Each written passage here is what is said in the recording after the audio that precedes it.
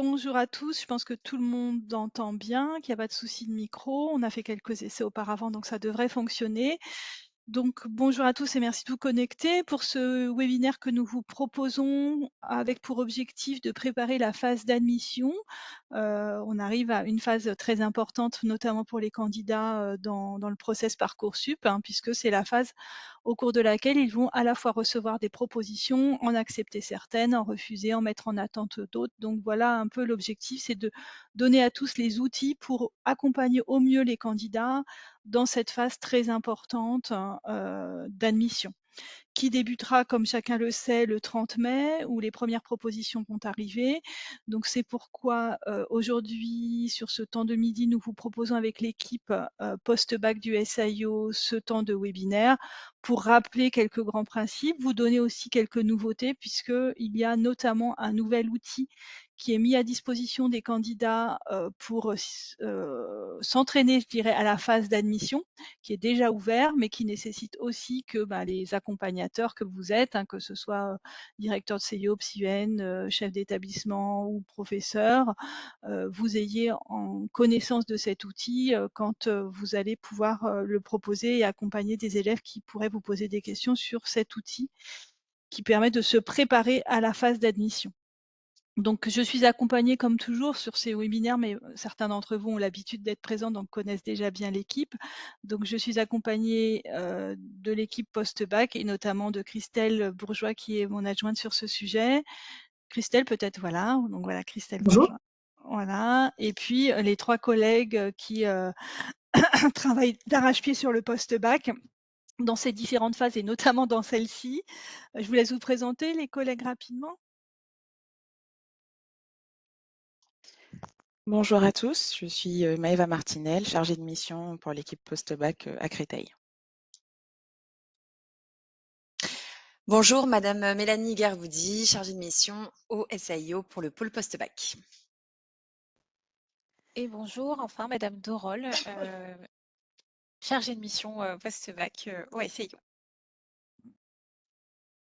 Voilà, donc comme je le disais, merci déjà à elles pour ce travail précieux d'accompagnement qu'elles font en ce moment auprès des équipes. Et puis après, bien entendu, elles vont continuer aussi avec tous les messages des candidats que nous allons recevoir quand cette phase d'admission va commencer. Donc, phase d'admission 30 mai, comme je le disais, les candidats vont recevoir des propositions et face à ces propositions, cela peut être pour certains un peu une source d'angoisse, de stress ou d'inquiétude. En tout cas, il y a des prises de décision à réaliser à ce moment-là.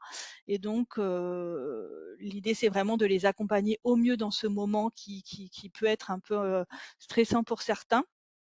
Et donc, de vous donner les outils pour le faire. J'ajoute quand même qu'il y a donc tous les candidats qui vont recevoir un certain nombre de propositions auxquelles ils vont devoir répondre et on va vous rappeler dans quelles conditions. Et puis, je me permets de faire un focus particulier pour ces quelques candidats malheureux qui ne recevraient aucune proposition, c'est-à-dire qui seraient refusés surtout sur toutes leurs propositions. Parce que quand ils sont en attente, il y a encore des choses qui vont se passer et les choses vont évoluer. Mais ce serait pour ces candidats qui sont refusés sur toutes les propositions qu'ils ont formulées.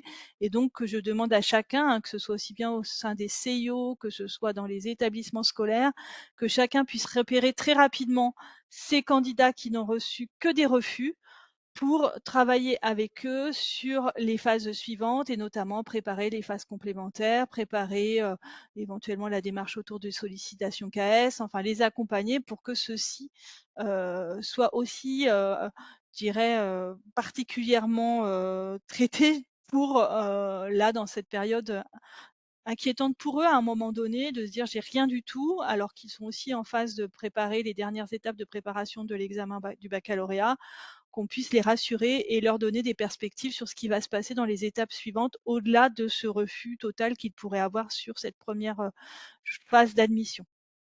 Donc ça, c'est quand même très important de repérer ces jeunes dès le 30 et dans les jours qui suivent, ces élèves qui seraient refusés partout. Donc on va vous présenter les spécialités les plus demandées par les lycéens généraux, par les lycéens technologiques et par les lycéens professionnels. Donc ça, ce sont les 10 formations les plus demandées Ça donne quand même un aperçu de la façon dont nos candidats se sont comportés cette année et l'évolution entre l'année dernière et cette année. Et puis dans un second temps, on va vraiment détailler sur cette phase d'admission, rappeler les étapes du calendrier, mais aussi les réponses que doivent apporter les candidats au fur et à mesure qu'ils vont recevoir des propositions. Et puis aussi, on vous présentera ce site d'entraînement. C'est une nouveauté de cette année qui met des situations fictives de candidats pour lesquelles les candidats sur lesquels les candidats peuvent s'entraîner pour voir les effets de type de réponse qu'ils apporteront, quels sont les effets de ces réponses qu'ils pourraient apporter s'ils refusent une proposition, s'ils l'acceptent, si voilà. C'est vraiment s'entraîner sur un dossier fictif, et je dirais pas un dossier fictif, mais des dossiers fictifs, puisqu'ils peuvent renouveler cet entraînement sur plusieurs types de dossiers qui sont créés de façon aléatoire et aussi ont vocation à représenter une multitude de situations possibles. Voilà, donc là, vous avez cette première diapositive que je vous annonçais sur les spécialités les plus demandées par les lycéens généraux. Donc, on retrouve les 10 formations les plus demandées, notamment la LAS, licence d'accès à la santé, qui est encore en augmentation cette année, puisqu'on a 30,4% des lycéens généraux qui l'ont demandé. On était à 29,6 l'an dernier. Et puis, vous retrouvez, donc le classement n'a pas fondamentalement changé. Éco-gestion qui a un petit peu baissé, la licence de droit qui est un petit peu en augmentation, les passes qui sont en augmentation, les licences de mathématiques qui sont en augmentation de 1,5 points, qui est à noter. Et puis, une baisse sur les licences LLCE, sciences et technologies. Et puis, on voit là des stabilités, une petite augmentation sur AES, psycho, et puis le BUT GEA. Donc, ça donne un petit peu un aperçu de comment se sont comportés dans leurs demandes nos candidats généraux. De la même façon, vous retrouvez pour les bacheliers technologiques, avec une augmentation importante sur le BUT GEA, avec 3,4 points de plus que l'an dernier. Une petite baisse sur le BTS MCO, Management Commerce Opérationnel. Une augmentation aussi sur le BUT technique de commercialisation. Excusez-moi, je vais éteindre mon portable. Donc vous pouvez retrouver à la fois des augmentations sur certains BUT et des diminutions sur certains BTS. Quelques BTS restent encore en augmentation, mais c'est vrai qu'on est quand même fortement sur tout ce qui est le secteur tertiaire qui reste très attractif pour nos bacheliers technologiques, mais qui est aussi représentatif, je dirais, de notre population technologique qui est déjà très colorée sur le tertiaire avec un nombre de bacs STMG important. Je rappelle que nos bacs technologiques ont une priorité de classement sur les BUT puisqu'ils doivent représenter à la fin 50% des candidats admis en BUT sont prioritairement des bacheliers technologiques. Sur les lycéens professionnels, ce qui est assez rassurant, c'est que toujours dans les formations les plus demandées, on a nos BTS, qui sont les formations qui ont vocation à accueillir de façon plus positive, de façon prioritaire, nos bacheliers professionnels. Et là encore, on retrouve une forte attractivité des formations tertiaires, avec notamment le BTS négociation, digitalisation de la relation client qui augmente fortement. Avec une petite baisse de MCO qui sont dans des domaines proches. Le BTS comptabilité gestion et gestion de PME qui était déjà un petit peu plus faible que les deux autres a encore un petit peu baissé, avec le BTS commerce international qui augmente, et puis le reste je vous laisse regarder, mais la baisse sur le BTS électrotechnique peut aussi nous interroger puisque ce sont les formations industrielles, et on sait qu'on a aussi quelques élèves qui sortent de bac pro plutôt production qui font aussi des vœux en tertiaire, alors que c'est pas les formations dans lesquelles ils sont les plus à même, je dirais, ou en tout cas les plus en adéquation avec leur formation d'origine. Voilà pour ce tour très rapide d'horizon, puisque c'est pas l'essentiel de ce webinaire. L'essentiel est vraiment de vous donner des éléments sur le déroulement de cette phase d'admission, et donc je vais laisser la parole aux collègues sur cette partie de la phase d'admission et du calendrier, et puis des modalités de réponse et de gestion de cette phase d'admission pour les candidats et les accompagnateurs que vous êtes de ces candidats. Donc, pour la phase d'admission qui va jusqu'à la phase d'inscription administrative, vous avez à l'écran le calendrier des étapes à venir. Donc, à partir du 30 mai, date importante puisque plusieurs échéances arrivent. Le 30 mai, les élèves auront la possibilité de consulter l'ensemble de la fiche à venir, donc à la fois les éléments quantitatifs, mais également les avis qui sont portés sur cette fiche à venir. Les candidats en situation spécifique, et là ce sera présenté un peu plus tard dans le webinaire, pourront solliciter l'ACAS, la Commission académique d'accès à l'enseignement supérieur. Donc on va être sur des candidats sportifs de haut niveau ou porteurs de handicap ou avec une situation de santé invalidante. Donc à partir du 30 mai, s'ils n'ont pas de proposition d'admission, ils pourront d'ores et déjà solliciter la CAES.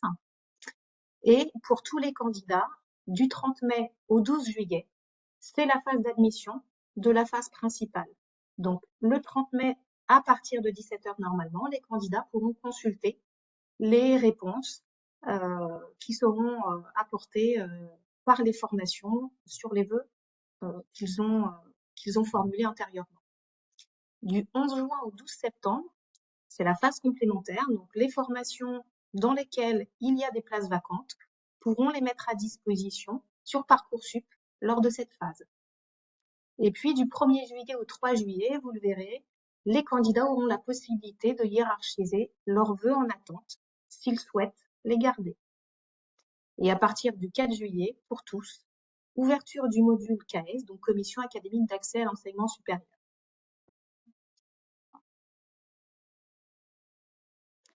Les types de réponses que les formations vont être amenées à donner aux candidats.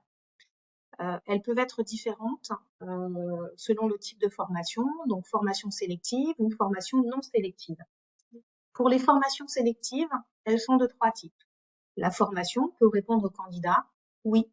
Donc là, c'est une proposition qui est ferme et définitive. La formation peut également donner comme réponse « oui, mais en attente d'une place ». Ce qui veut dire que le candidat est accepté dans la formation, mais son rang de classement n'est pas suffisant pour lui faire une proposition dès le 30 mai sur cette formation. La formation peut également répondre au candidat « non » après étude de votre dossier et des critères de la commission d'examen des vœux. Nous n'avons pas retenu votre candidature. Et cette réponse, elle est définitive. Pour les formations non sélectives, les réponses sont de 4 types. Oui, donc de la même façon, la proposition est ferme et définitive. Nous vous proposons une place. Oui, en attente d'une place. Donc, si un ou plusieurs candidats à qui on a fait une proposition oui se désistent, les candidats qui sont en liste d'attente peuvent se voir proposer une place. Oui, si, qui est la particularité des formations non sélectives. Donc, certaines formations vont proposer une place, mais sous réserve d'aménagement proposé au candidat, notamment si le candidat présente des fragilités dans son dossier de candidature par rapport aux attendus de la formation. Et quatrième possibilité, oui, si en attente d'une place, il y a une proposition qui est faite, mais comme pour les autres, oui, en attente d'une place, ce sera selon l'avancée sur la liste d'attente. Comment sont prévenus les candidats? Alors, de multiples façons, puisqu'ils reçoivent la proposition d'admission par mail, par SMS, via la messagerie qui est intégrée dans Parcoursup. Alors attention, il est inutile de se connecter 10 fois par jour, puisqu'en fait, Parcoursup est mis à jour une fois le matin. Donc pour éviter le stress des candidats, les inviter à ne se connecter qu'une fois par jour pour pouvoir consulter leur dossier, mais par contre d'être réactifs lorsqu'ils reçoivent une proposition ou des éléments indiquant une avancée dans leur dossier de candidature. Les responsables légaux qui ont leurs coordonnées qui ont été intégrés sur Parcoursup reçoivent également les différents messages d'alerte qui sont adressés à leurs enfants. Alors, Parcoursup, Madame Boyer vous en a parlé. Une nouveauté cette année, qui est le site d'entraînement qui est d'ores et déjà actif. Hein, donc, n'hésitez pas à aller le consulter directement sur la plateforme Parcoursup. Alors, nous avons vu les différentes réponses qui étaient données par la formation. Nous allons voir désormais la façon dont les candidats peuvent répondre à ces propositions. Concernant le site d'entraînement, il est accessible à tous. Hein, il n'est pas nécessaire d'avoir un compte Parcoursup. Donc, que ce soit les tout publics, hein, les enseignants, les psy-UN, les responsables légaux, tous, vous pouvez aller sur ce site d'entraînement qui est extrêmement bien fait et qui permet de s'entraîner aux différentes temporalités de la phase d'admission.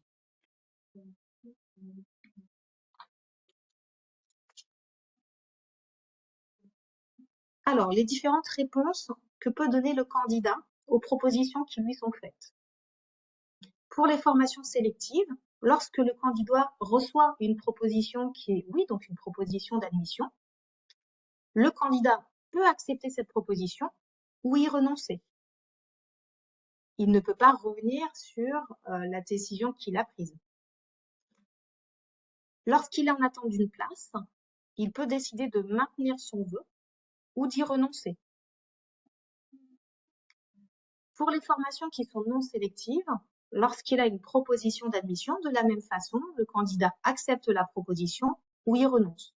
On verra tout à l'heure, lorsqu'il a plusieurs propositions qui lui sont faites en même temps, ce qu'il peut être amené à faire. La réponse oui-ci, donc de la même façon, le candidat l'accepte ou y renonce.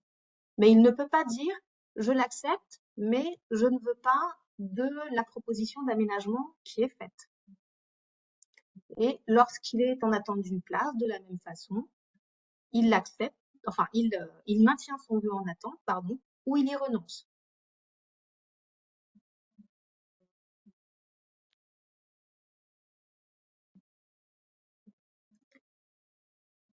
Alors, à présent, nous allons voir les différentes situations dans lesquelles vos élèves peuvent se retrouver en recevant les propositions d'admission. Donc, la première situation, donc la classique, le lycéen reçoit une seule proposition d'admission et il a des vœux en attente. Donc, ce qu'il peut faire, c'est soit accepter ou renoncer à la proposition d'admission.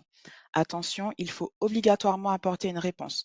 Donc, même si on ne souhaite plus suivre la formation parce qu'entre-temps, le projet a évolué, il faut quand même apporter une réponse et ne pas se dire, bon, ben, je laisse et la plateforme va enlever.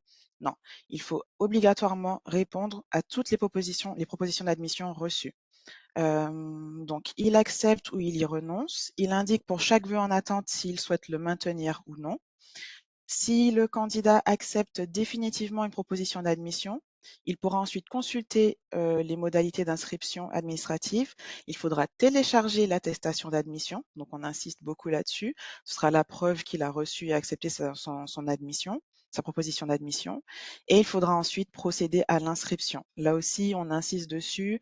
Veillez à bien accompagner vos élèves sur l'inscription parce qu'il y en a plein qui ratent, qui ne consultent pas les modalités d'inscription administrative et loupent leur créneau pour pouvoir s'inscrire. Donc, avant de partir en vacances ou peut-être juste au retour des vacances, pensez à bien procéder à l'inscription pour une proposition d'admission acceptée définitivement. Les élèves peuvent refuser une proposition d'admission, comme j'ai indiqué, si le projet a évolué. Par contre, nous, on invite toujours à la prudence. Donc, ils peuvent toujours conserver et garder leurs vœux en attente. Donc, ils peuvent accepter leur proposition d'admission au cas où, par sécurité, et conserver quand même leurs vœux en attente, c'est-à-dire continuer à postuler, enfin à attendre qu'une proposition d'admission arrive. Quand une proposition d'admission est acceptée définitivement, il faut savoir qu'on renonce à l'ensemble de ses vœux en attente.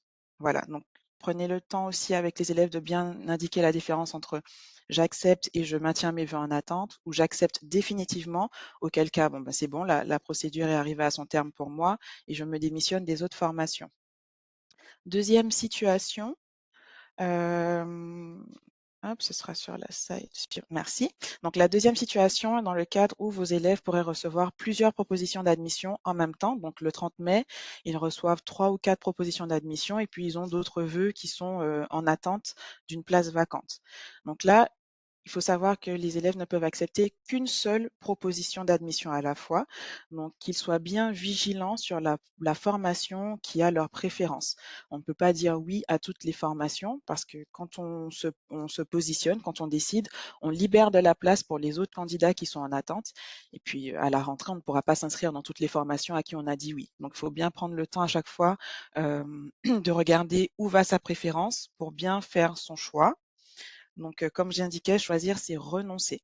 Donc, dès maintenant, les élèves peuvent faire le point sur les formations qu'ils préfèrent pour vraiment répondre et ne garder que celles qu'ils ont choisies. Parce que quand on a choisi, effectivement, on renonce aux autres. Bon, ce qu'on n'a pas dit, c'est qu'ils ont quand même un petit droit à l'erreur. Ça arrive, donc on est pressé, on n'a pas bien compris, on a répondu trop vite. Mais il faut savoir que quand vos élèves vont nous solliciter parce qu'ils ont fait une erreur, on pourra les aider, mais ce ne sera pas instantané, ce ne sera pas immédiat. Quand on va les aider, ils ne recevront pas une autre proposition d'admission le jour même. Ce sera peut-être le lendemain ou le surlendemain en fonction de la liste d'attente, parce que quand on a renoncé à un vœu, on a renoncé à une proposition d'admission, elle est automatiquement proposée au prochain candidat sur la liste d'attente.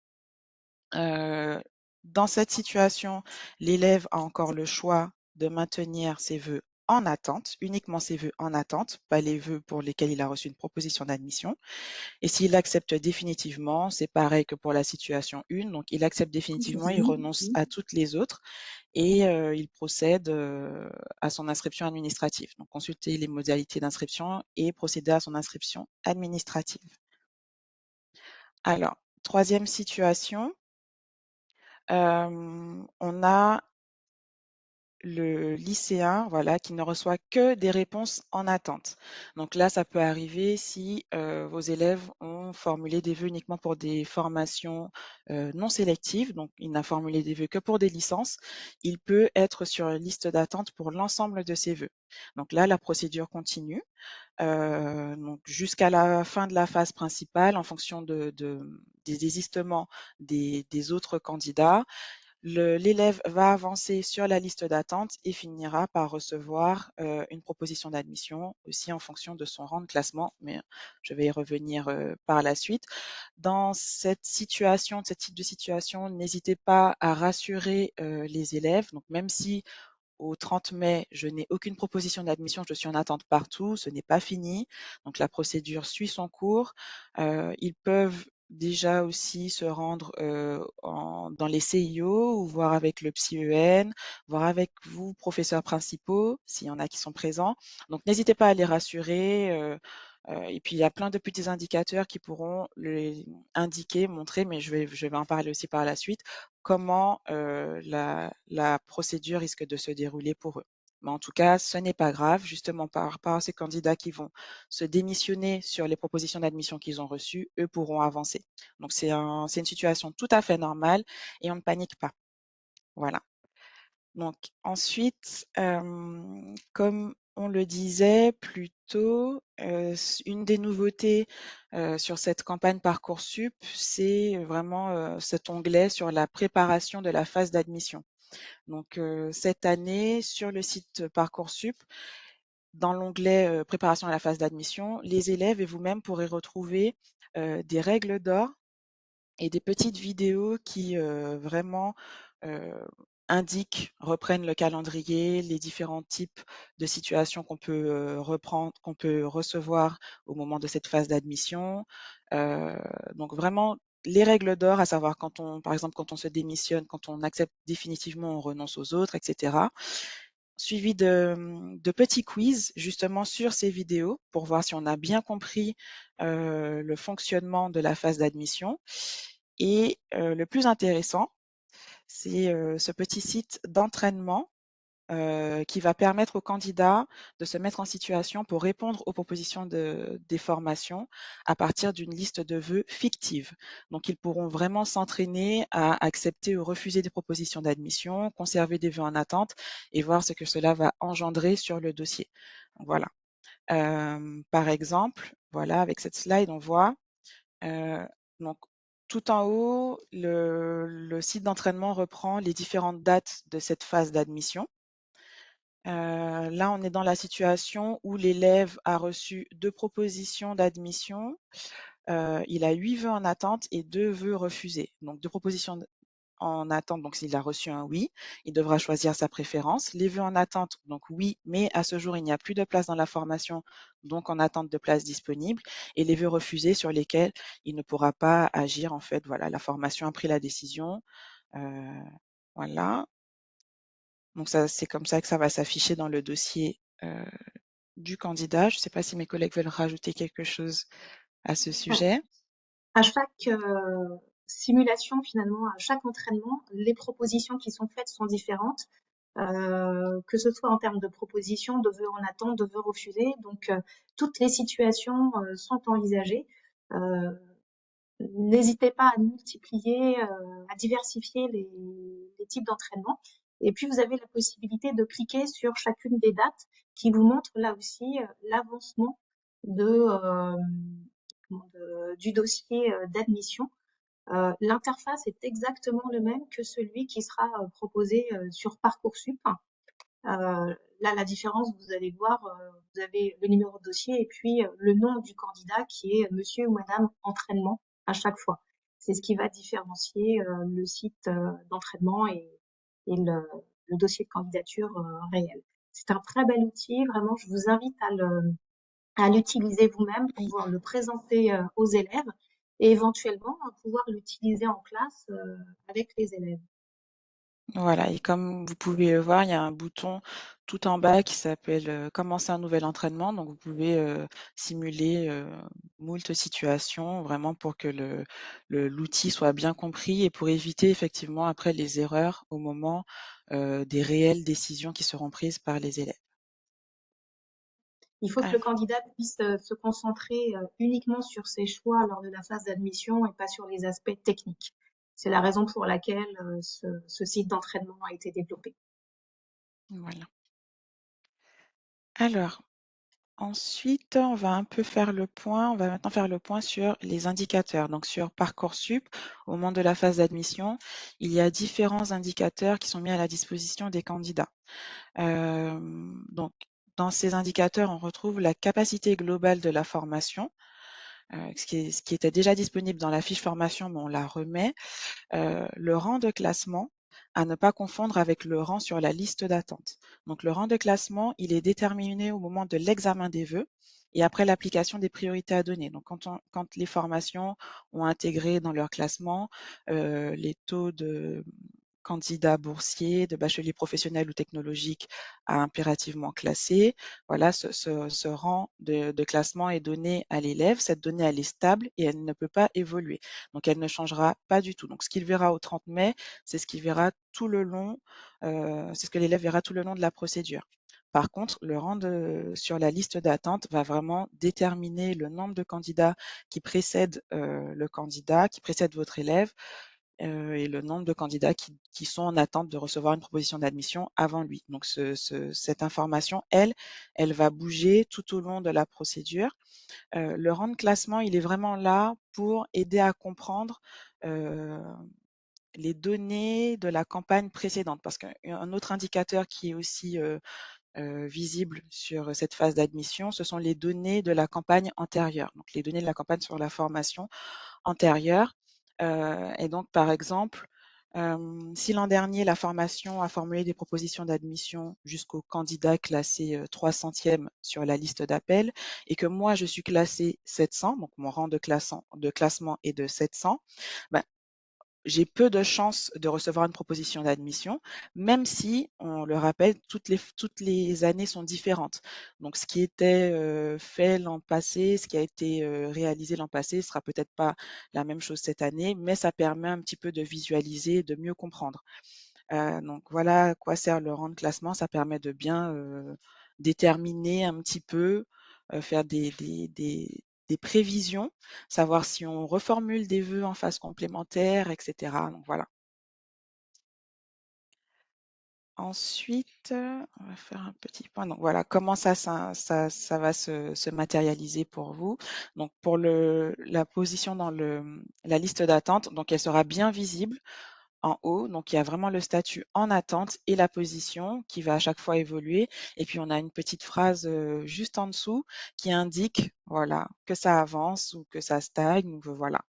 Donc, pas d'inquiétude, ils recevront à chaque fois beaucoup d'informations.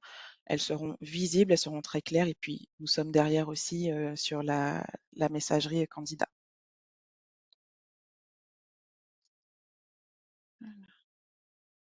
Ah oui, donc, hop. Donc là aussi, on voit une petite jauge qui permet de voir où on était à J1, donc le 30 mai, et comment on évolue voilà, en fonction de la date et puis en fonction des propositions d'admission qui nous attendent. Donc, comme l'indiquait Madame Bourgeois, la position en liste d'attente, elle est mise à jour chaque matin. Donc, il y a une seule mise à jour dans la journée. Donc, si on était 72e à 9 heures du matin, on sera à nouveau 72e à 17 heures. Donc, on ne panique pas, on ne s'inquiète pas. Ça ne veut pas dire que ça n'avance pas. Donc, une fois par jour, on peut aller vérifier si ça a avancé ou pas. Et lorsqu'un candidat se démissionne de Parcoursup ou renonce à son vœu, hein, ben voilà, nous, automatiquement, on recevra, enfin, on va augmenter dans la position, dans la liste d'attente parce que le prochain candidat aura reçu cette proposition d'admission refusée.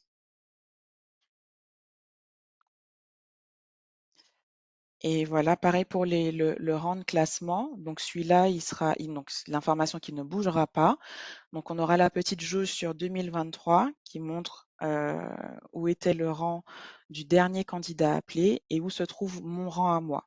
Donc comme ça permet vraiment, comme je disais, de faire ces petites prévisions, de regarder, etc., d'estimer ses possibilités d'être admis et de comparer.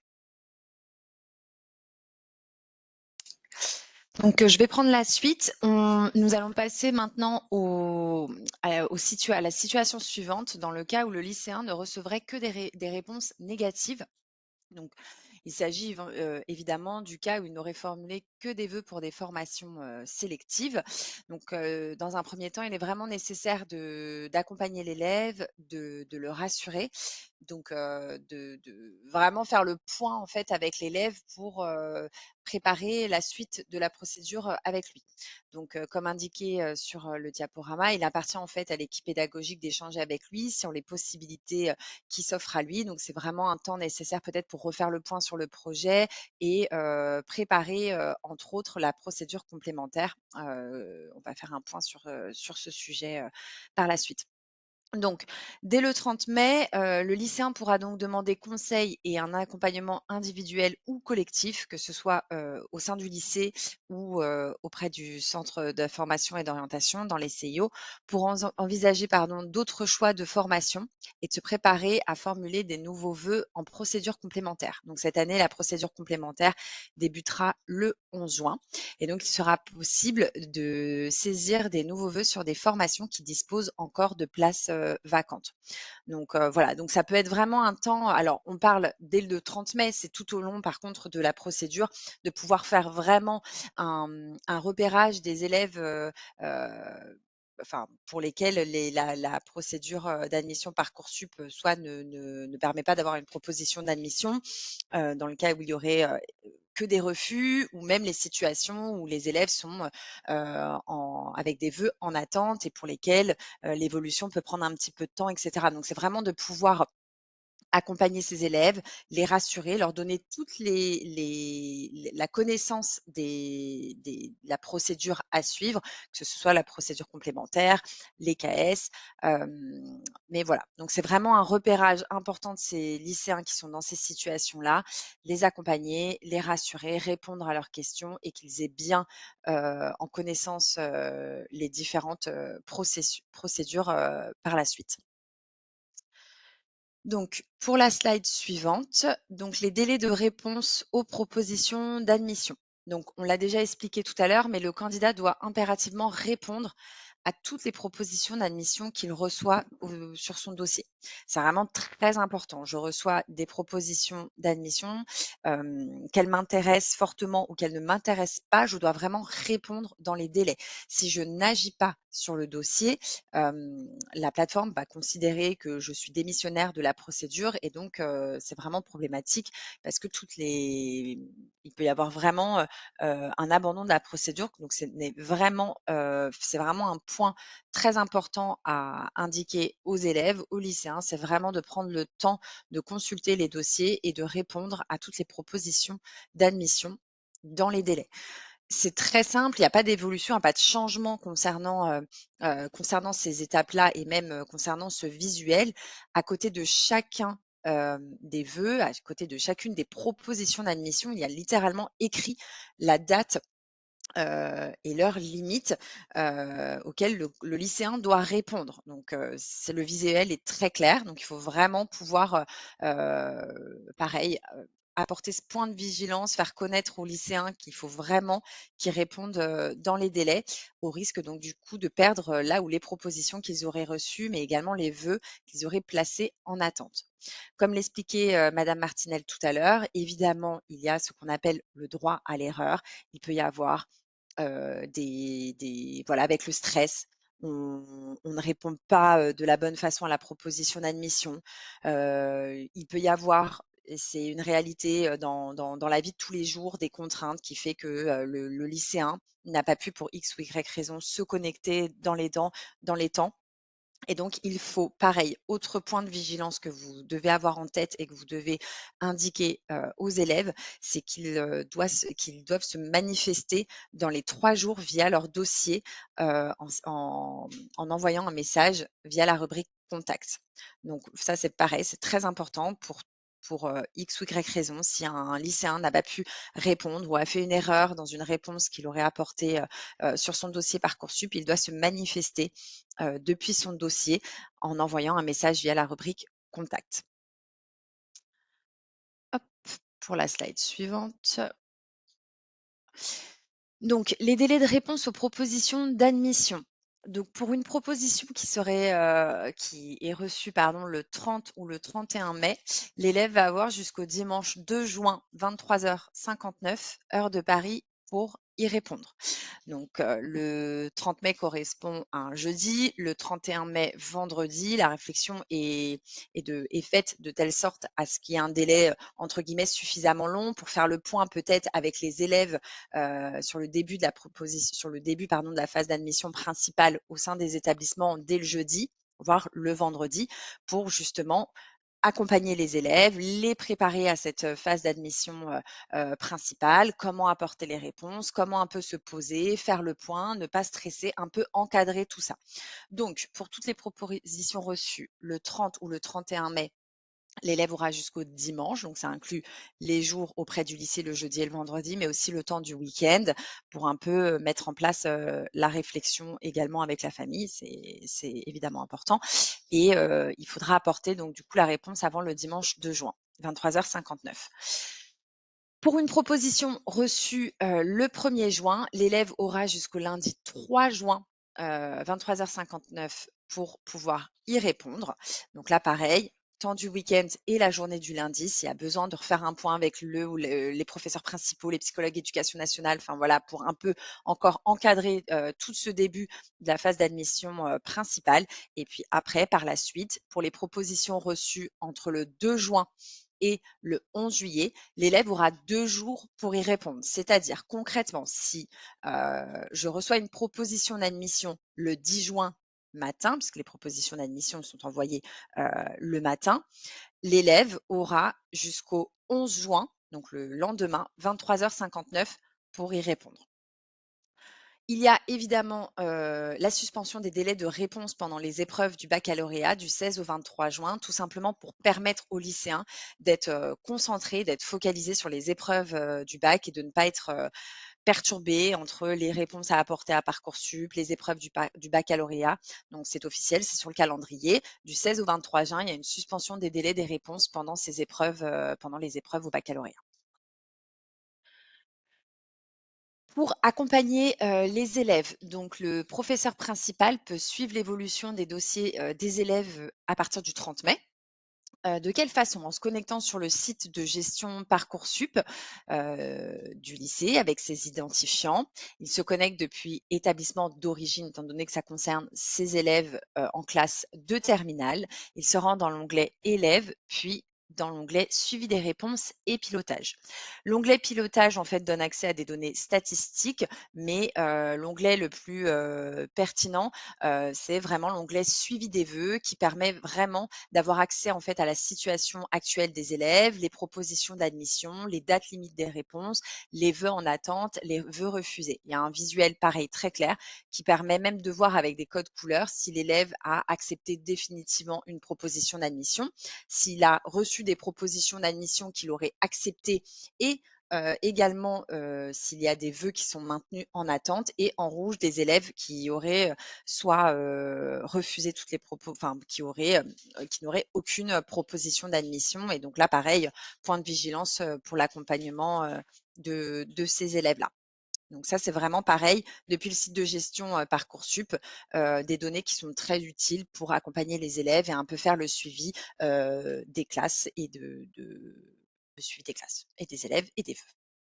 D'autres personnels peuvent également avoir accès, hein, à ces Oui, données de suivi, exactement. notamment Les le psychologues psychèle, éducation, oui, tout à s'il fait. a une délégation de droit donnée par le chef d'établissement, ou d'autres personnels de l'établissement.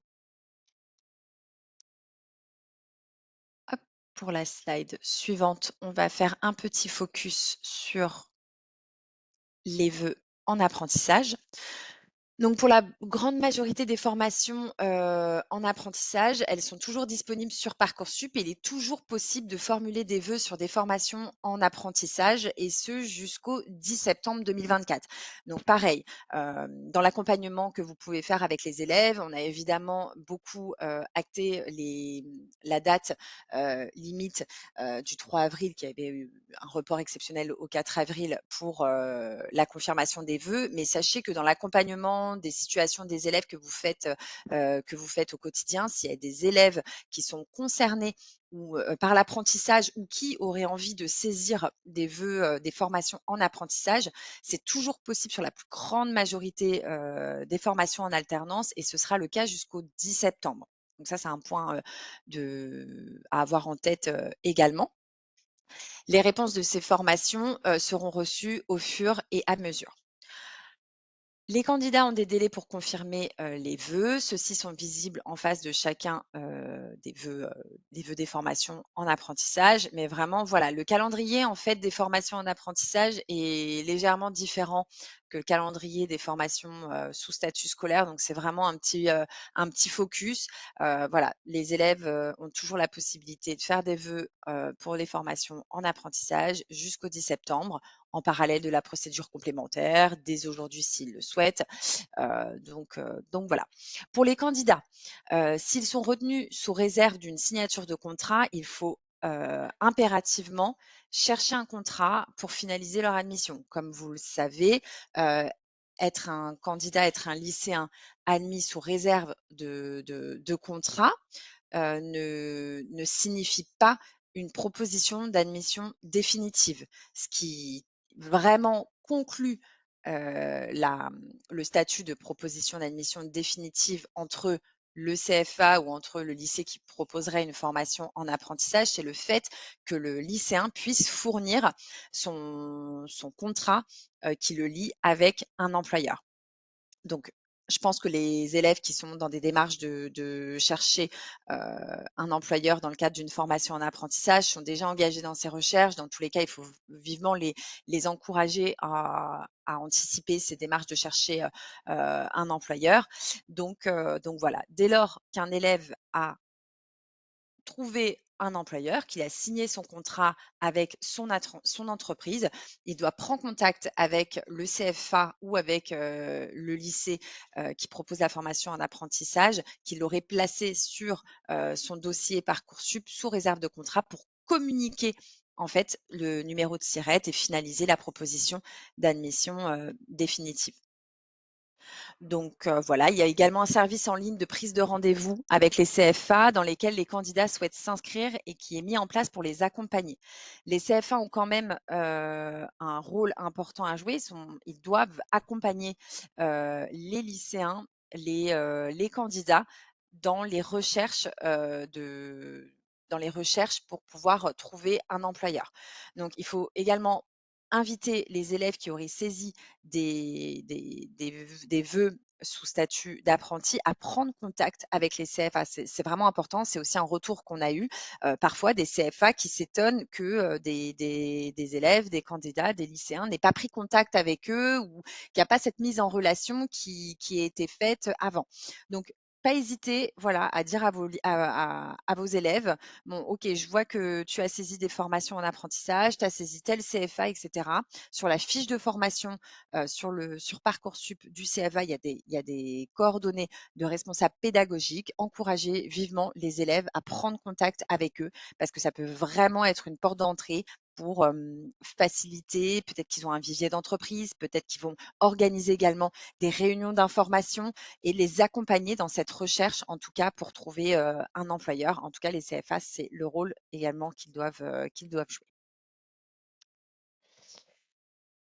Ensuite, les dispositifs d'accompagnement, donc on en a parlé, donc il est précisé sur la slide aux lycéens sans proposition, mais elle est vraiment disponible pour tout le monde, même un lycéen qui souhaiterait revoir, qui a revu son projet ou autre, il peut participer à la procédure complémentaire. Donc, pour rappel, la procédure complémentaire a lieu entre le 11 juin et le 12 septembre. Donc, tous les candidats peuvent y participer depuis leur dossier Parcoursup, avec évidemment dans l'accompagnement une priorité pour ceux qui n'auraient pas reçu de réponse, de proposition d'admission. Mais elle est vraiment ouverte à tous les candidats. Elle permet donc aux candidats qui le souhaitent de formuler jusqu'à 10 nouveaux vœux pour des formations qui disposent de places disponibles, de places vacantes. Concernant les réponses, elles sont adressées aux candidats au fil de l'eau, dans un délai de 8 jours à compter de la date de formulation du vœu.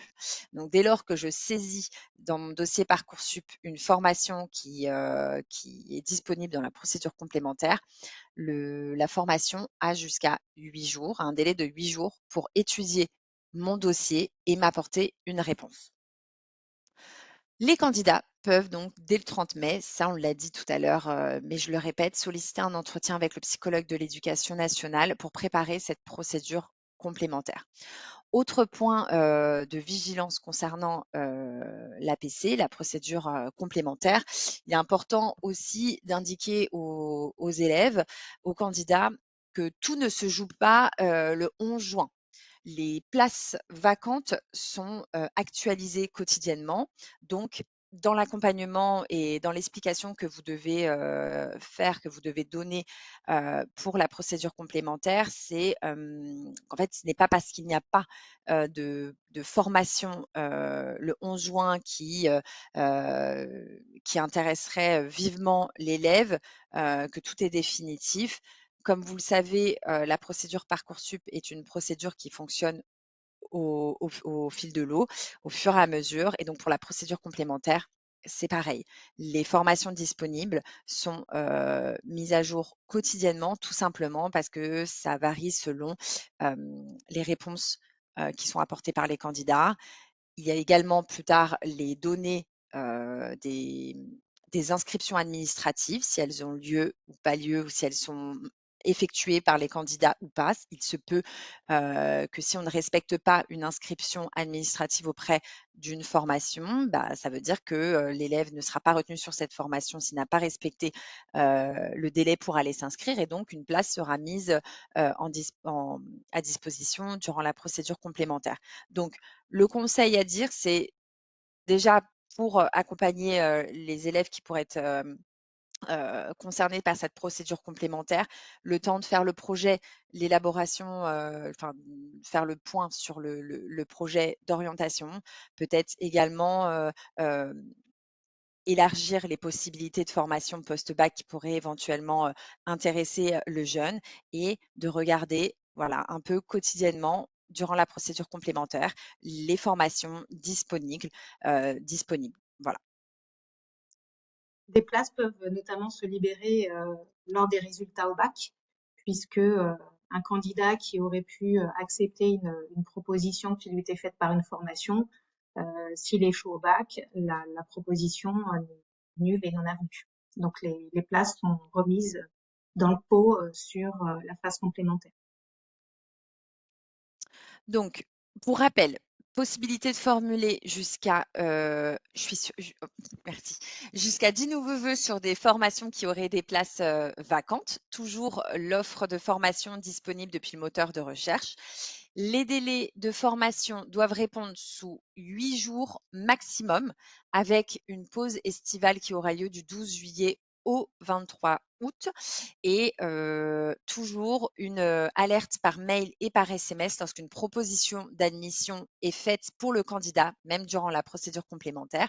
Donc, pour une proposition d'admission reçue entre le 12 juin et le 23 août, le lycéen aura 2 jours pour répondre. Par contre, à partir du 24 août et ce jusqu'au 12 septembre, donc c'est la fin de la procédure Parcoursup 2024, le lycéen, le candidat devra répondre dans la journée. Les choses s'accélèrent, on est en fin de procédure, il faut aller plus vite. Donc, pour une proposition reçue entre le 24 août et le 12 septembre, il faut répondre dans la journée même. Je me permets d'ajouter une toute petite chose.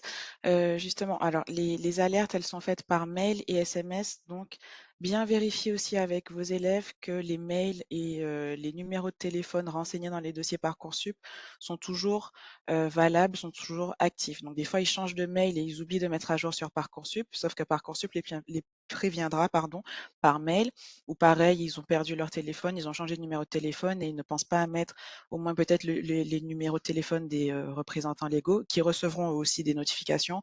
Mais en tout cas, vérifier avec eux que toutes les informations dans le dossier soient des informations toujours valables, valides et bien consultées pour qu'on puisse bien leur envoyer toutes les alertes nécessaires. Merci, Madame Martinel.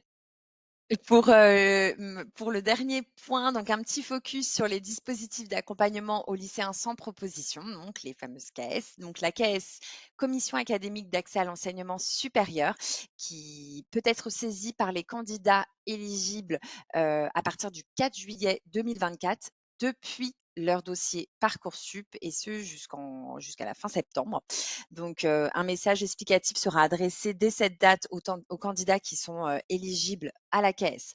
Donc, seuls les candidats n'ayant reçu aucune proposition d'admission, toutes phases confondues, donc phase d'admission principale ou procédure complémentaire, peuvent solliciter l'accompagnement de ces commissions. Pour rappel ou pour explication pour ceux qui ne connaissent pas, les commissions sont constituées en fait d'experts de l'orientation, des psychologues éducation nationale, des DCIO, entre autres, des inspecteurs, des personnels de direction, dont la mission est de formuler dans la mesure du possible une proposition d'admission aux candidats éligibles KS en fonction de leur dossier, donc après étude des dossiers, mais aussi en fonction des places disponibles, donc des places vacantes. Pour rappel, une seule proposition d'admission ne peut être faite dans le cadre de la KS. Donc voilà, il y aura 11 KS qui vont se tenir entre juillet et septembre. Donc très important, c'est la raison pour laquelle dans le dossier des candidats, les candidats étaient invités à renseigner la rubrique préférences et autres projets parce que tout simplement, durant ces commissions, quand on étudie le dossier, on a aussi besoin également d'avoir des points d'attention sur les préférences des candidats en termes de poursuite d'études. Donc, on va également avoir accès à cette rubrique-là, au dossier. On va également prendre en compte la distance dans la mesure du possible entre la formation qui pourrait être proposée et le lieu du domicile du candidat. Voilà pour les KS. Petit point également sur le fait qu'un élève qui aurait refusé une proposition d'admission ne peut pas être éligible à la KS parce que tout simplement, pour rappel, c'est vraiment des élèves, des candidats qui n'auraient reçu aucune proposition d'admission qui peuvent solliciter la KS. Voilà.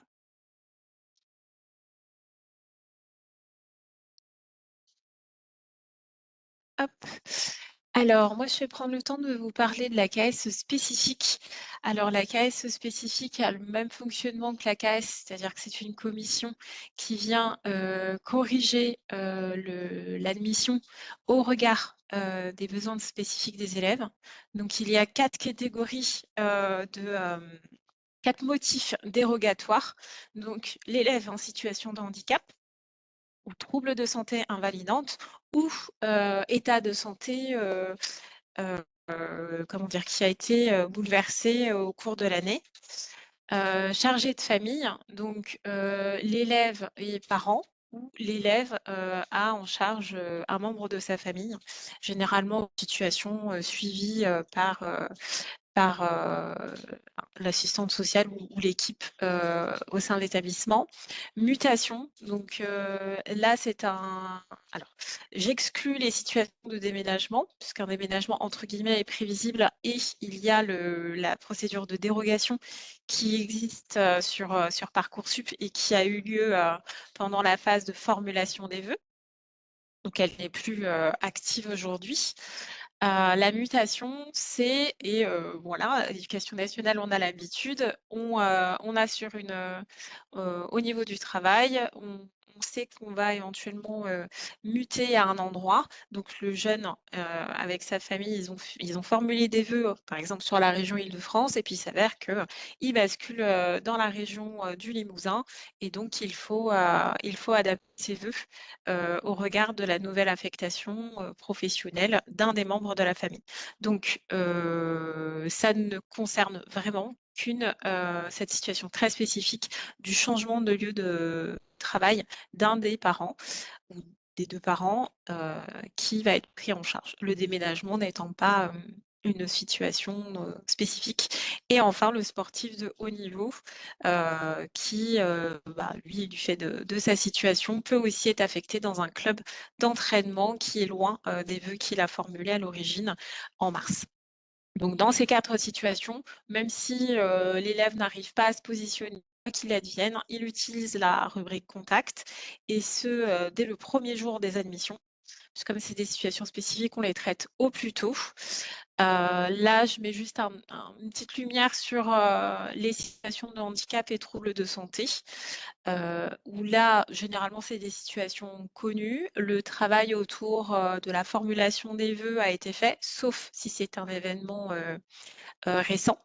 Mais le travail a été fait en amont. Il y a également un article sur Parcoursup, donc la page d'accueil Parcoursup au service des candidats en situation de handicap, qui permet de balayer tous les protocoles, enfin tous les espaces possibles pour que le candidat puisse exprimer sa situation et qu'elle soit prise en compte pendant l'admission, pendant la sélection des vœux et même par la KS. Donc tout ça est expliqué sur cette page. Et ensuite, l'idée, c'est que ce soit les professeurs principaux ou les psy-EN ou l'équipe médico-sociale de l'établissement, veillent à ce que l'élève, alors avoir un échange avec lui parce que bien évidemment, il est libre de se signaler ou pas. Mais généralement, il le fait pas ou il le fait très tard, c'est-à-dire plutôt fin août et en septembre, et préparer un accueil de qualité pour ces élèves qui vont avoir des besoins spécifiques, donc que ce soit du côté de la famille ou du côté de l'établissement, ça rend la mise en relation difficile. On le fait, mais c'est pas une situation idéale. Donc mieux, c'est de recenser la situation des jeunes dans votre établissement, de leur indiquer qu'il y a une KS et qu'ils peuvent se signaler. Donc, quoi qu'il advienne, il y aura un protocole avec l'intervention du médecin recteur qui, lui, va examiner la situation parce que les KS spécifiques ont un cadre de loi, donc examine la situation au regard de notre champ d'intervention. Donc, on peut être en situation de handicap, mais qui ne nécessite pas la KS spécifique Parcoursup. Donc, la situation de handicap qui va nécessiter notre intervention, c'est quand il y a obligation d'avoir une affectation au plus proche du domicile du candidat, au plus proche de son lieu de soins. Ou il s'est avéré, parce que ça aussi, l'élève est en fauteuil roulant et la formation qu'il a choisie, donc adaptée à ses projets, il arrive dans l'établissement et il se rend compte que l'établissement ne peut pas l'accueillir faute des infrastructures adaptées. Et dans ce cas-là, effectivement, on intervient pour corriger l'affectation. Donc, on est dans un cadre très précis. Quoi qu'il advienne, l'élève peut venir vers nous, on reposera toujours le cadre et ensuite le dossier sera examiné par le médecin. Donc la seule chose aussi qui est important de dire, c'est qu'on ne vient pas corriger un défaut d'orientation. Par exemple, j'obtiens mon BTS MCO. Et finalement, je me suis rendu compte après coup que j'aurais plutôt aimé faire médecine si je suis dans mon lycée d'origine, par exemple, et donc qui répond à la condition de proximité de domicile ou proximité de lieu de soins, on ne viendront pas changer l'affectation. On vient vraiment répondre à un besoin spécifique de proximité pour permettre aux candidats de ne pas souffrir des transports. Voilà la mission de l'AKS, mais que vous soyez chef établissement ou au regard des élèves, voilà, ils peuvent tous formuler leurs questions sur la rubrique contact et ils recevront une réponse. Voilà, donc sur la slide suivante, on va parler de la hiérarchisation des vœux. Donc on passe à autre chose. Donc on est ensemble qu'à partir du 30 mai, les élèves vont recevoir leurs résultats. Donc surtout le mois de juin, voilà, il va avoir la phase d'admission avec le jeu des chaises musicales. Je reçois une proposition, je dis oui, je dis non. Donc quelqu'un d'autre sur la liste d'attente reçoit sa proposition, etc. Et donc en amont, donc juste avant la fin de cette phase principale qui s'arrête le 12 juillet, on va solliciter, donc Parcoursup va proposer aux élèves de hiérarchiser les vœux en attente. Donc hiérarchiser ces vœux en attente, c'est-à-dire les conserver. Je peux avoir une proposition d'admission sur, je vais garder mon BTS MCO, mais il s'avère que j'aimerais bien faire le BTS audiovisuel, qui est très dur à avoir au niveau de la région Île-de-France. Et je vois que je suis en attente et j'ai la sensation que je suis proche de l'avoir. Mais plus on va vers la fin de la procédure, effectivement, moins les places bougent vite sur la liste d'attente. Donc, je souhaite vraiment avoir une réponse du lycée pour mon BTS audiovisuel. Donc, je vais participer à la phase de hiérarchisation des vœux à partir du 1er juillet. Donc, ça entre le 1er et le 3 juillet. Et je vais indiquer à Parcoursup, donc ce sera vu sur la slide précédente, indiquer à Parcoursup que je souhaite conserver mes vœux. Donc, parmi mes vœux, j'ai bien sûr le BTS audiovisuel, mais j'ai peut-être le BUT métier du multimédia qui est aussi en attente et peut-être le BUT technique de commercialisation. Mais celui-là ne m'intéresse pas puisque mes vœux, finalement, c'est vraiment l'audiovisuel. Donc, j'ai mon BTS MCO, donc j'ai quand même une proposition d'admission et je vais m'atteler à conserver, trier mes vœux en attente et archiver ceux qui m'intéressent et du coup perdre, renoncer à ceux qui m'intéressent moins. Donc sur la slide suivante, on pourra voir comment ça fonctionne. Donc là, le premier module, vous avez la page telle que le candidat voit. Donc j'ai ma proposition acceptée, donc mon fameux BTS MCO. J'ai une proposition à laquelle je dois répondre. Bon, idéalement, ce serait mon BTS audiovisuel, mais on a dit que non. Donc, on va dire que c'est un autre BTS MCO dans une autre formation. Donc là, on va m'indiquer mon laps de temps pour répondre à cette proposition et j'ai 4 vœux en attente.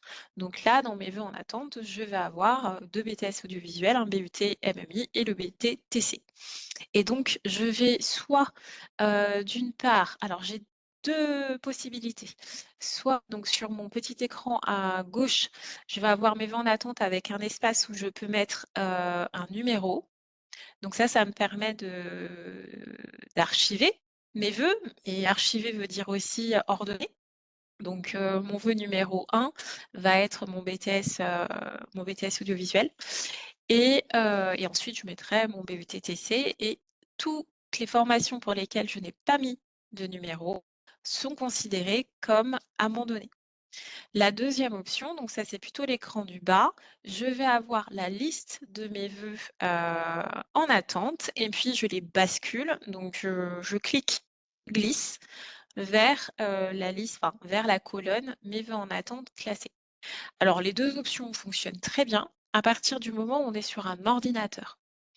L'option je clique, je glisse est un petit peu plus sensible quand on est sur smartphone parce que tout dépend aussi de la qualité, de l'écran tactile. Donc on va éviter de faire ce genre d'action sur, le téléphone portable. On va toujours, prendre le temps de le faire, d'autant plus que, concernant, la hiérarchie des vœux et donc l'archivage des vœux, il y a une hiérarchie. Donc il faut être sûr de soi. Qu'est-ce que je mets en numéro 1, en numéro 2 et cetera. Puisque si je reçois une réponse sur mon numéro 1, Parcoursup va considérer que mon numéro 2 ne m'intéresse pas et donc la proposition numéro 2, 3 et 4 va disparaître. Donc c'est quelque chose qu'on mesure, qu'on prend le temps parce que c'est c'est des propositions qui vont être restées actives durant l'été. L'autre point aussi, c'est je ne le fais que si, parmi mes vœux en attente, j'ai un vœu qui m'intéresse, que je préfère plus. Il y a eu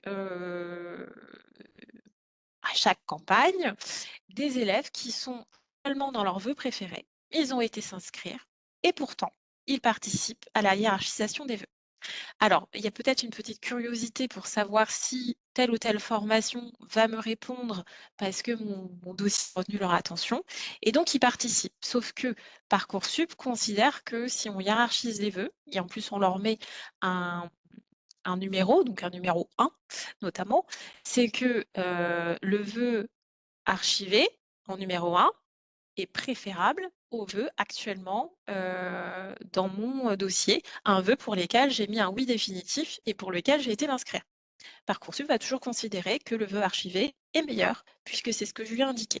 Et donc, nous avons des élèves qui perdent leur admission, bien qu'ils soient inscrits, hein, ils perdent leur admission parce que la liste d'attente a fonctionné. Ils ont reçu une proposition d'admission sur le vœu numéro 1, 2 ou 3, peu importe, vu qu'ils ont pris le temps de mettre une hiérarchie. Et voilà, donc ils ont une nouvelle proposition d'admission durant l'été. Et voilà, c'est pas catastrophique parce qu'il y a toujours des choses qu'on peut récupérer. Tout dépend du laps de temps dans lequel on nous signale la situation. Et parfois, on ne peut pas récupérer. Donc, on ne participe uniquement quand les vœux en attente sont préférables aux vœux auxquels j'ai dit oui durant la procédure. Voilà, donc sur la prochaine slide, donc on va voir la fin de la phase d'admission. Donc l'admission a commencé le 30 mai, elle termine le 12 juillet et donc elle ne concerne uniquement les vœux formulés en mars. C'est ça la phase principale, c'est les réponses à tous les vœux formulés en mars. Donc au 12 juillet, on va dire le 13 juillet, parce que c'est le 12 juillet minuit, le 13 juillet, je n'aurai plus de réponses sur mes vœux formulés en mars. Je pourrais faire des vœux en phase complémentaire, d'ailleurs tout le monde peut en faire, même si j'ai une réponse qui me convient a priori, je pourrais toujours aller voir ce qui se passe dans la phase complémentaire, ce n'est interdit à personne. Sauf que, voilà, donc au 12 juillet, on clôture la phase principale. Donc les formations sont considérées comme complètes puisqu'il y a eu de l'information pour aller s'inscrire administrativement, donc pour clôturer l'admission. Les listes d'attente n'évoluent plus parce qu'elles vont être figées et donc seules les listes d'attente des vœux archivés vont compter. Voilà. Mais la liste d'attente telle que on la connaît avec les fameux indicateurs que mes collègues vous ont présentés ne seront plus visibles sur Parcoursup. Donc, concernant les propositions d'admission qui pourraient arriver donc, après le 12 juillet, elles vont être sur les vœux archivés, donc ceux que j'ai pris le temps d'archiver entre le 1er et le 3 juillet.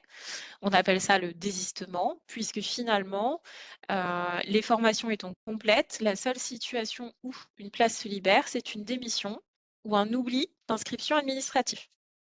Et donc, à un moment donné, la formation fait un petit peu le tri dans sa base de données, et effectivement, relibère la place. Donc, les vœux archivés ne fonctionnent ou ne sont actifs qu'au regard des élèves admis qui ont démissionné ou qui n'ont pas été s'inscrire.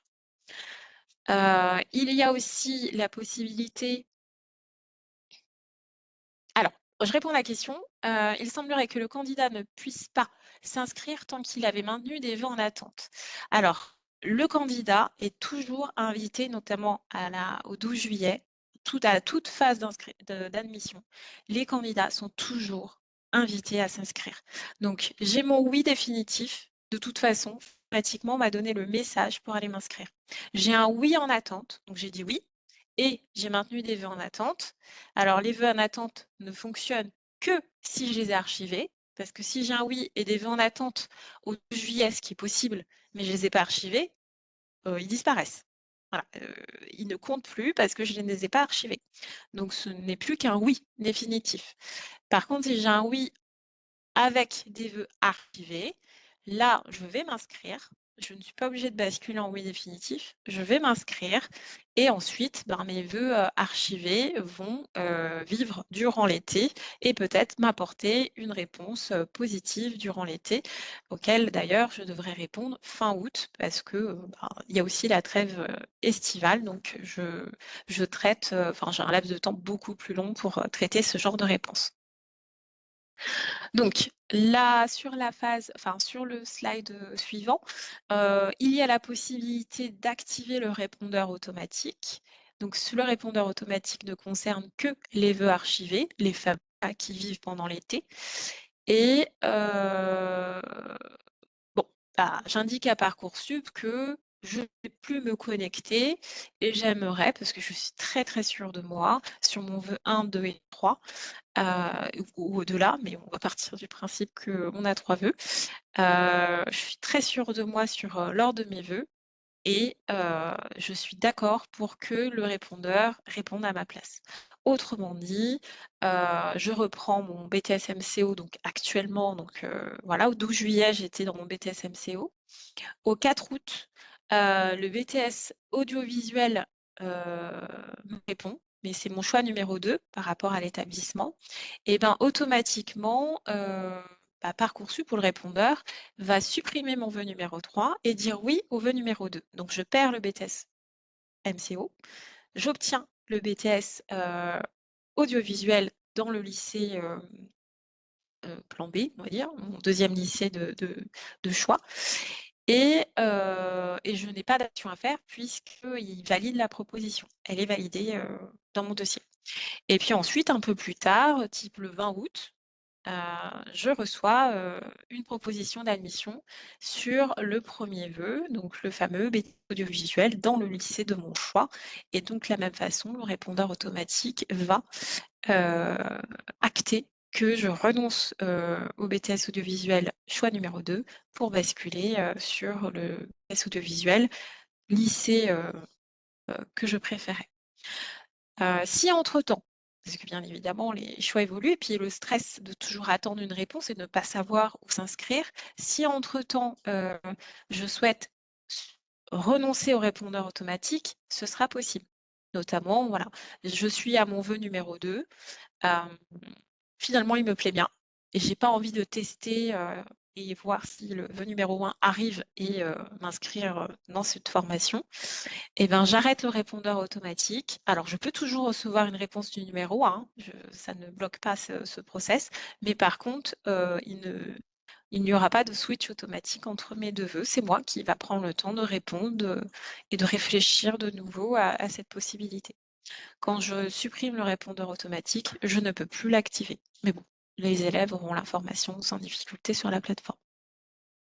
Donc le répondeur automatique, oui, mais généralement, l'élève ne sait pas toujours ce qu'il veut ou ça change beaucoup. Donc voilà, c'est pas quelque chose à conseiller, mais ça existe. Plutôt leur dire attention, vigilance. Voilà, il faut être très très sûr de soi parce que nous-mêmes, le droit à l'erreur n'existe pas sur le répondeur automatique. Voilà, donc c'est vraiment la chose qu'on ne peut pas corriger. Donc il faut être sûr de soi. Donc là, on a 2 situations. On a Jules qui a accepté une proposition d'admission et qui dispose que d'un seul vœu en attente. Donc c'est plutôt facile. Il est plutôt sûr de lui. Il active le répondeur, indique qu'il préfère le vœu en attente à la proposition actuellement acceptée. Et donc, si elle reçoit la proposition courant été, elle sera automatiquement acceptée. Il n'aura rien à faire.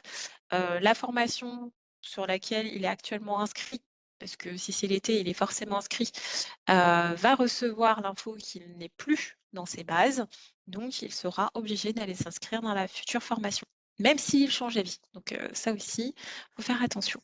Situation numéro 2, Sonia a 3 vœux en attente, elle active le répondeur, elle reçoit une proposition sur le choix numéro 2, par conséquent, le choix numéro 3 est supprimé, et le vœu numéro 1 est maintenu. Elle aura plus tard une proposition d'admission sur le vœu numéro 1, la proposition est automatiquement acceptée, le vœu numéro 2 est supprimé. Donc ça, c'est ma situation que je présentais avec mes 2 BTS audiovisuels avec 2 lycées différents. Je crois que nous avons fait le point sur les différents outils disponibles finalement sur l'admission. Ah non, j'ai oublié l'inscription administrative, même si j'en ai un petit peu parlé. Alors, bon, finalement, ça clôture aussi puisqu'il y a un certain nombre de choses qui permettent aux élèves de se saisir, d'être présents lors de l'admission. Mais une fois que je bascule en oui définitif ou une fois que la phase principale est terminée, tous les élèves, strictement tous les élèves sont invités à aller s'inscrire. Et donc, l'inscription administrative, elle est faite directement auprès de l'établissement. Chaque établissement a rédigé un message à l'attention des élèves admis dans sa formation. Donc, les modalités d'inscription sont très spécifiques. Elles sont propres à l'établissement et parfois propres à la formation. Et il y a toujours des coordonnées disponibles. Alors, les coordonnées ne sont pas disponibles dans le message, elles sont toujours disponibles dans la fiche formation. Donc, si dans l'organisation de la formation, il est spécifié qu'il faut prendre un rendez-vous et que l'élève, pour X raison, a raté ce rendez-vous, c'est pas vers Parcoursup qu'il faut venir, il ne faut pas aller vers la messagerie contact, mais bien contacter directement l'établissement et voir dans quelle mesure le rendez-vous peut être reporté à fin août. Donc après, tout dépend bien sûr de la temporalité. Il convient aussi de télécharger toujours les attestations d'admission, surtout en IFSI. C'est très demandé en IFSI, mais de manière générale, télécharger l'attestation parce qu'elle est demandée lors du premier contact avec l'établissement. Donc, il convient de respecter les dates limites, puisqu'il y a toujours, on va dire, des SAS. Un premier SAS, si j'ai reçu une admission, enfin, si j'ai accepté définitivement de telle période à telle période, un deuxième SAS, un troisième SAS jusqu'à la rentrée. Donc, c'est toujours important de communiquer auprès de l'établissement pour qu'il sache s'il y a une déconvenue quelconque ou s'il y a réellement un abandon, parce qu'à un moment donné, il fera le tri parmi les élèves présents, inscrits, et pour justement libérer de la place, soit pour la liste d'attente archivée ou soit pour la phase complémentaire. Voilà, donc le point sur l'admission et l'inscription administrative est terminé. Je repasse la parole à Madame Bourgeois. Alors, en plus de l'accompagnement que vous allez réaliser auprès des élèves, des candidats, que ce soit dans les établissements scolaires ou au CIO, différentes ressources sont à disposition. Vous avez notamment les chats et les lives qui sont proposés. Le prochain qui est proposé par l'ONICEP, par Mon Orientation en ligne, aura lieu le 29 mai à 14 h sur comment bien préparer sa phase d'admission. Il est possible dès maintenant de poser des questions, de déposer les questions en amont de la date du chat. Vous avez également le numéro vert Parcoursup qui est ouvert depuis le mois de janvier pour les choix 1 et 2, c'est-à-dire des questions générales sur l'orientation, mais également la procédure Parcoursup. À partir du 30 mai, 10 h, le choix 3 est ouvert. Donc le choix 3 concerne toutes les questions qui vont être sur les dossiers du candidat, notamment toutes les problématiques techniques. Et j'en profite pour remercier les psy-UN de l'académie qui participent aux réponses qui sont donnés sur le numéro vert avec les chargés de mission du pôle post-bac. L'entrée la plus importante pour nous, la modalité de contact avec les candidats, c'est bien évidemment, on vous l'a dit tout au long du webinaire, la messagerie contact qui est vraiment à valoriser auprès des candidats pour pouvoir nous joindre. Et puis, il y a également tous les réseaux sociaux qui sont en lien avec Parcoursup. Vous avez également toujours à votre disposition l'infographie qui a été réalisée par l'ESAIO avec un certain nombre de ressources qui sont disponibles lorsque vous cliquez sur ces différents éléments.